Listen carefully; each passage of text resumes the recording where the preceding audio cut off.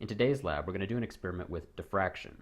So a diffraction grating is made up of many closely spaced slits, and you can see an example here. This is the one from the lab kit, and it says it has 1,000 lines per millimeter. So that means for every millimeter of width in this direction, it has 1,000 slits. Because light behaves like a wave, if you shine a laser through a diffraction grating, you'll see that it interferes destructively almost everywhere except at very specific angles. At these angles, it interferes constructively and creates bright spots, which we call maxima. The central bright spot will be directly across from the laser, and this will be the brightest spot.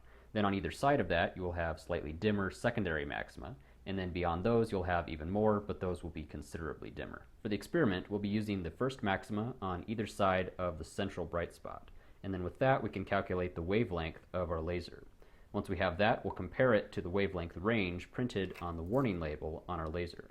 So if you look at the label, you should have a range of wavelengths. In my case, it says 630 to 680 nanometers. So then I can compare the experimental value to that range of wavelengths. There are two equations we'll need for this. The first one says that d times sine of theta m is equal to m times lambda. So d is the slit spacing. It's the spacing between slits in our diffraction grating. And then m is the maxima number. So if it's the first maxima, then it's either 1 or minus 1, depending on which way you go from the central bright spot. If it's the second maxima, then it's 2 or minus 2, and so on.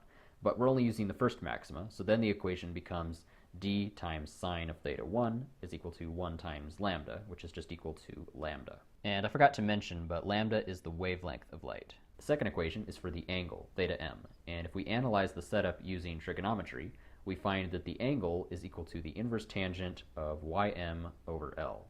So ym is the distance from the central bright spot out to the maxima that we want. So the distance to the first maxima is y1, distance to the second maxima is y2, and so on.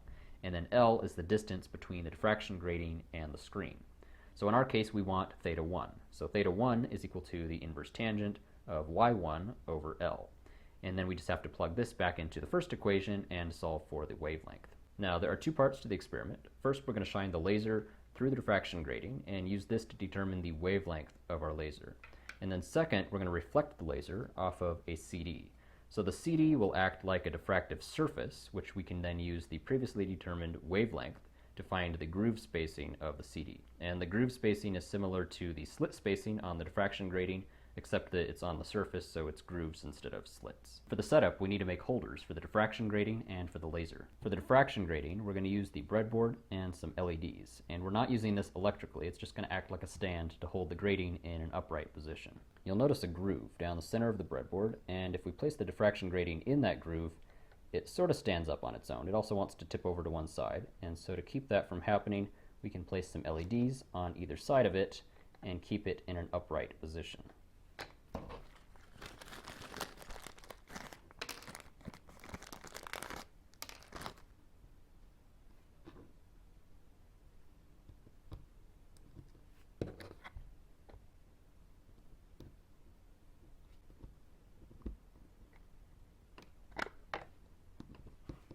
So I've added 4 LEDs to the breadboard, 2 right here and 2 more right here. And if I spin this around, you can kind of see how I did that. And then I'm just going to place the diffraction grating in between, back where we had it before, and then just pinch the LEDs together, and that will hold it in an upright position. And you can kind of adjust the angle if you need to, but that should hold it fairly stable. It's not going to tip over now. Then for the laser, just use a lump of clay, and we can press it down into the clay, and that will hold it in place.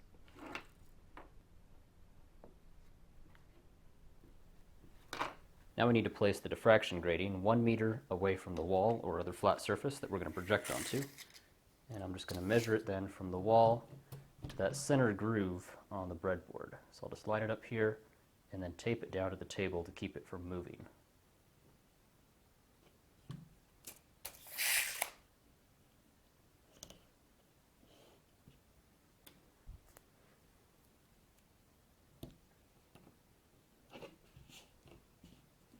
Then place the laser right here and aim it straight through the diffraction grating. So you don't want it at an angle like this or this. Just make sure that it's aiming straight through. And then if you need to, you can adjust the height up or down just by squishing the clay. So we've already measured the distance L between the diffraction grating and the wall. And now we just need the distance y1 between the central bright spot and the first maxima. And to reduce the error, we're going to measure the distance from the central bright spot to the left maxima, and from the central bright spot to the right maxima, and then take the average of those two and use that as our y1 value. Alternatively, you could measure the distance from the left maxima to the right maxima and then divide by 2, but it might be difficult to keep the tape measure straight for that long of a distance.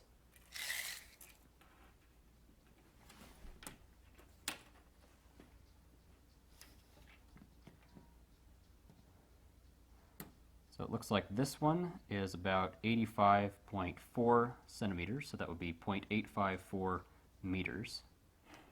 And this one looks like about 85.8 centimeters, so that would be 0.858 meters. Then I'll just take the average of those two, and that will be my y1 value. For the next part, I'm going to replace the diffraction grating with the CD, so I'll just place that there, and then adjust the LEDs so that it stands up straight.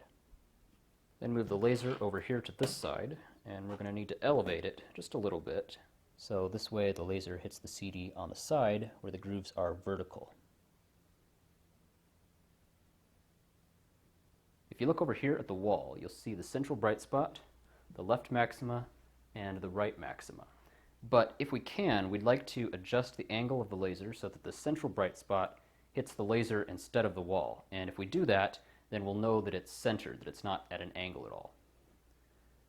So right here we can see that the central bright spot is hitting my finger. And then if we adjust it to the side just a little bit, now it's hitting the laser, and so everything is in a straight line. Now the other problem you might notice is that the left maxima is down here, and the right maxima is up here. So everything is sort of tilted. And to fix that, we just need to adjust the height of the laser so that it's actually hitting the side here where the grooves are vertical. So I'm just going to adjust the height of the laser just a little bit, and that should start straightening it out. Alright, that's pretty good now. I had to adjust it up about 1 centimeter, but it's easy to do because of the clay. You can just keep squishing it until it's at the height that you want. And now the left and the right maxima are horizontal, so we can measure the distance between them and then divide by 2 to get our y1 value.